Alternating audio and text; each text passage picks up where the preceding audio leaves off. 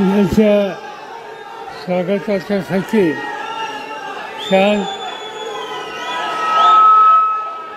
ज्यांच्या स्वागतासाठी आपण या ठिकाणी आनंदाने उपस्थित आहात हे काँग्रेस पक्षाचे नेते राहुल गांधी, व्यासपीठावर असलेले काँग्रेस पक्ष, राष्ट्रवादी काँग्रेस पक्ष,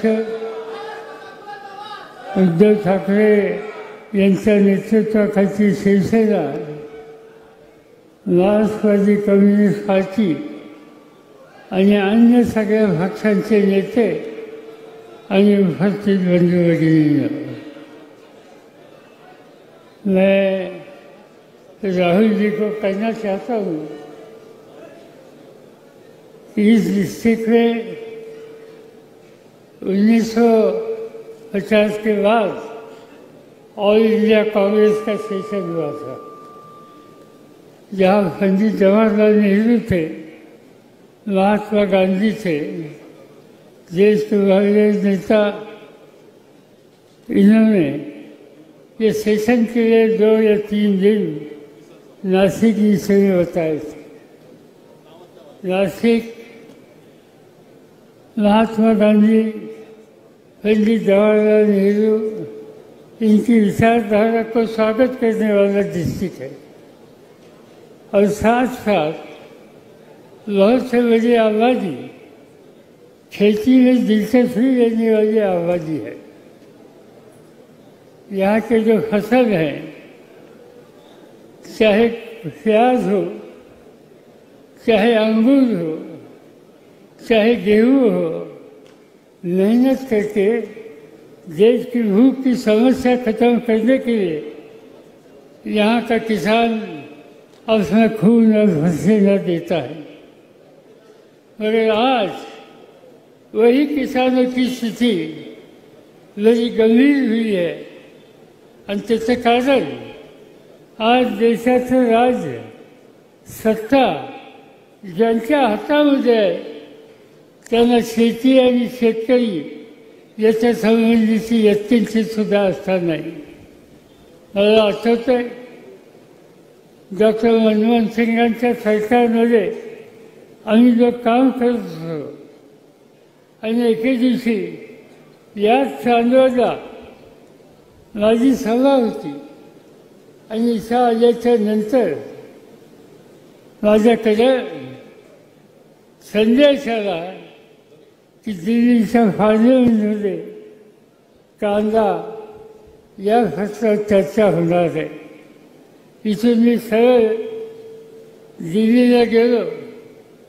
दुसऱ्या दिवशी पार्लमेंटमध्ये आज जे सत्तेत आहेत ते भाजपचे नेते गळ्यात कांद्याच्या माळा घालून सदनामध्ये आले आणि कांद्याचे भाव फार वाढलेत, आम्हाला जगणं मुश्किल आहे या प्रकारच्या घोषणा त्यांच्या ठिकाणी केल्या। मला त्याचं उत्तर द्यायचं होतं आणि मी उत्तरात सांगितलं की कांदा हा जिल्हा शेतकऱ्याचं पीक आहे। कांदा हे एकच पीक वर्षाला देणारं पीक आहे आणि कांद्याचं उत्पन्न आणि त्याच्यावरचा खर्च हा बघितल्याच्या नंतर त्याला रास्त किंमत द्यायलाच हवी आहे आणि ती देऊ नये म्हणून भाजपने पार्लमेंटमध्ये संघर्ष केला, कांद्याच्या माळ्या गळ्यात घातल्या।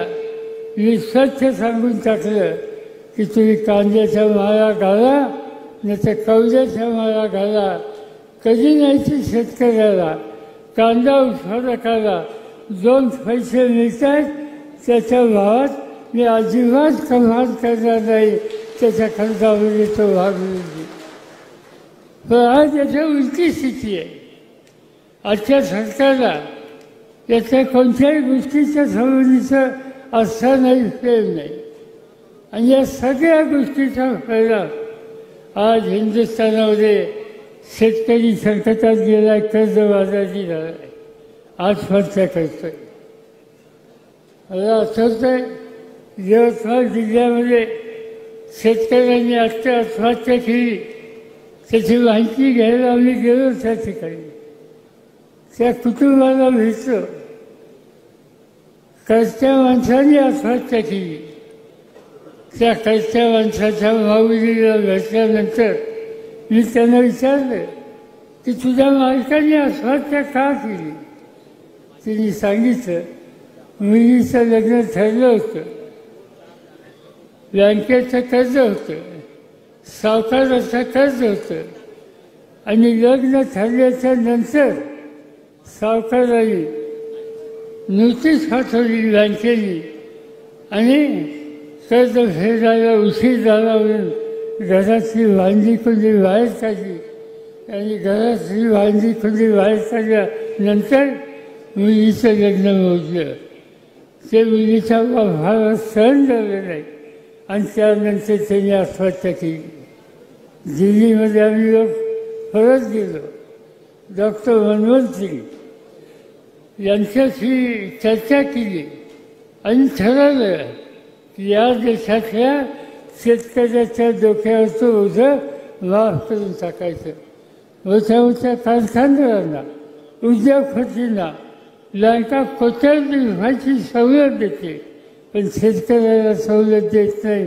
मंत्रिमंडळामध्ये निकाल घेतला, 70,000 कोटीचं कर्ज एका हुकमानीच्या ठिकाणी माफ केलं आणि शेतकऱ्याच्या डोक्यावरचं ओझं कमी केलं. पण आज काय स्थिती आहे? आज ही स्थिती फरक आहे. आज प्रत्येक शेतकरी संकटात आहे आणि त्याला संकटातून बाहेर काढण्यासाठी आजच्या राज्यकर्त्यांना असं नाही. आणि म्हणून कष्ट करायच्या विरुद्धचे सरकार, शेतकऱ्याच्या विरुद्ध जे सरकार, बेरोजगार तरुणांच्या विरुद्ध जे सरकार, महागाईला निमंत्रण देणार जे सरकार, ते मोदी सरकार हटवणं हे तुमच्या नावाचं काम आहे. आणि त्या कामाच्यासाठी आपण सामुदायिक शक्ती देऊन सर्व देशामध्ये जे काही करता येईल ते करूया. मला आनंद आहे की या देशाच्या जनतेला आणि देशाच्या तरुण पिढीला एकत्र करून याबद्दलचं एक जनमत सर्व देशामध्ये तयार करण्याची अत्यंत महत्त्वाची कामगिरी आज राहुल गांधी करतायत. त्यांच्या या विचारातून त्याला शक्ती देऊन या देशामध्ये परिवर्तन करण्याच्या कामाला लागण्याची आज आपण या चांदवडला समाज घेऊ. एवढंच या ठिकाणी सांगतो. माझे 2 शब्द संपवतो.